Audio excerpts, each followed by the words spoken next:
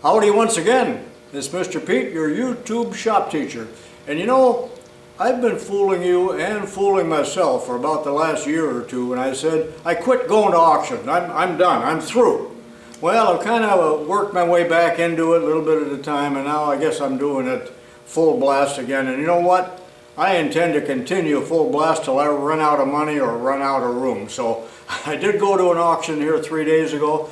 Not a whole lot of things there that I wanted to bid on, but there were some nice power tools and a vise. So let me show you that stuff here real quick. Stick with me. Well, some of you may have watched this short clip on Instagram, and here I am at the auction discovering Charles Parker Vise. And you know what? I bought that little beauty too, and there it is, 4-inch jaws, and that was $35. It looks in pretty good condition. Watch future videos here where I paint this thing up, clean it up a little bit. I don't think it needs a whole lot of work, but there's a nice vise from about 1942.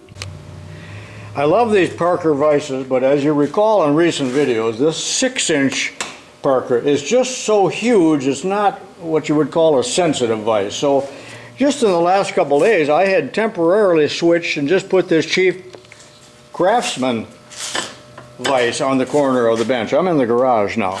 But what my plans are is after I get this thing clean, maybe painted, I'm going to mount that on the corner of the bench. And for now, just put that big orange vise on the floor. It's not for sale, because I do love these Parker vises. So watch for a video on this as I take it apart. Now let's see what else I got. This was not an estate sale. I talked to the owner, and he's just an older man like me, and he's very smart. He's moving to Florida, so he will no longer need this snowblower, which I bought for $200 for my son. His quit on him.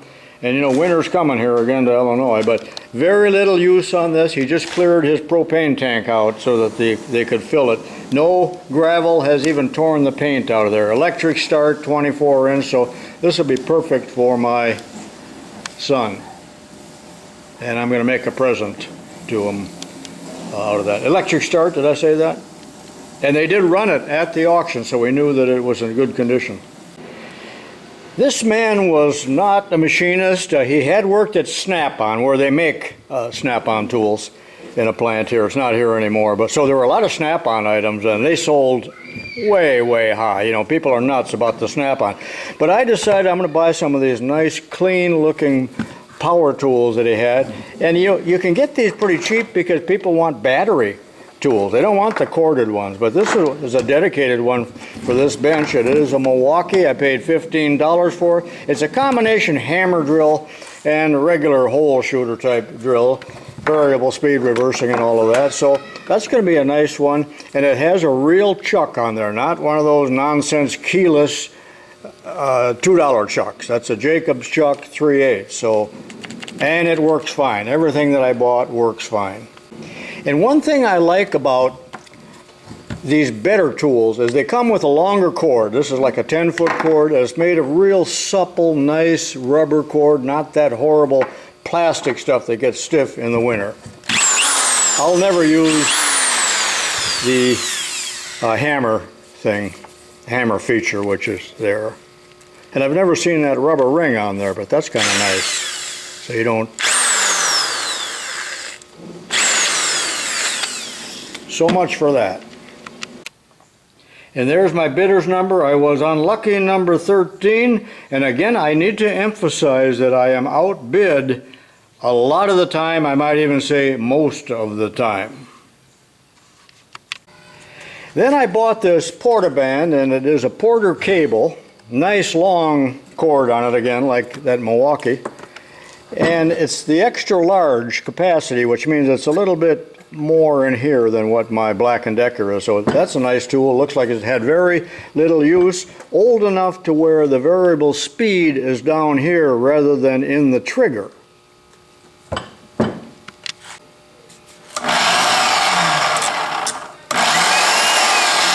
And I continue to be angry at all of the bandsaw companies for not putting the size of the blade here. That size should be up here in this size decal. I will write it here as soon as I figure it out, but I think it is a standard one, which is, I think, I'll have to look it up, but I think it's 44 7/8. So I really will enjoy using this. This box was $12, and there's a couple items I don't really want. This is no good, or probably good, but I don't want it. And there was something else in here, and I just left it at the auction site. But what I was after here, you know, I have a bit of an obsession about turning these wood cutting bandsaws into metal cutting. So I bought this Craftsman and its variable speed, thinking that I might be able to use it as the drive motor. It's probably not really big enough. Maybe it'll overheat, but I only paid $10, so I don't worry about it. But I do not know what this chuck is. I've never seen a chuck like that. It looks like something Sears made when Roebuck wasn't looking. So this is some kind of keyless chuck.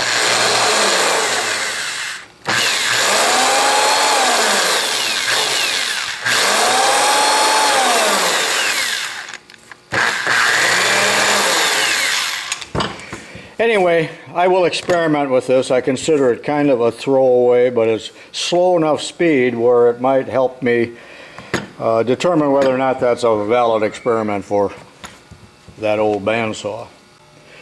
Well, I will admit I paid too much for this Porter Cable 4.5-inch grinder. It did come with the pouch, the bag, with a few things in there, not much.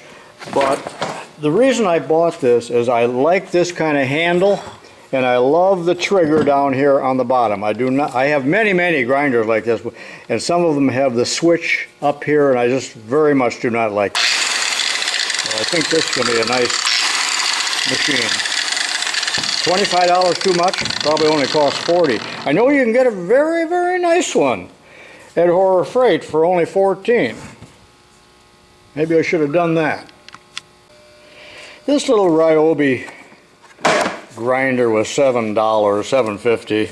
Now I have one exactly like this. Why did I buy it? Because mine is about 15 years old and is starting to growl and make some crazy noises. So this was cheap enough. Came with the case and a few odds and ends here, and I particularly like these little, where is it? Abrasive discs for cutoff.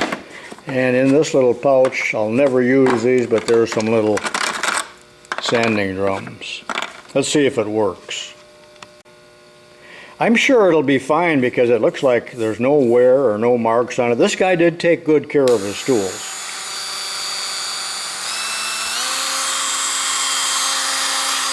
And it runs fine. You never know at an auction. You buy as is. Now, if some of these auctioneers will allow you to plug it in and then come back, you know, within 15 minutes and get your money back if it doesn't work. This is a good auctioneer that I went to. You know what I just noticed here when I opened this up? That broke off.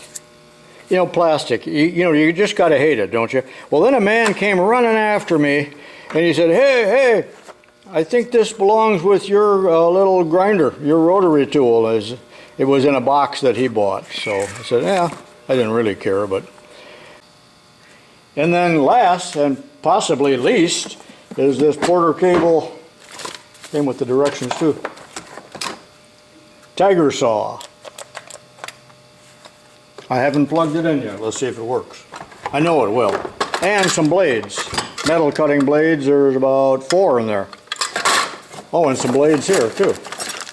Well, there's $20 worth of blades if you had to buy them. What did I say I paid for this? It was either $15. I think it was $15.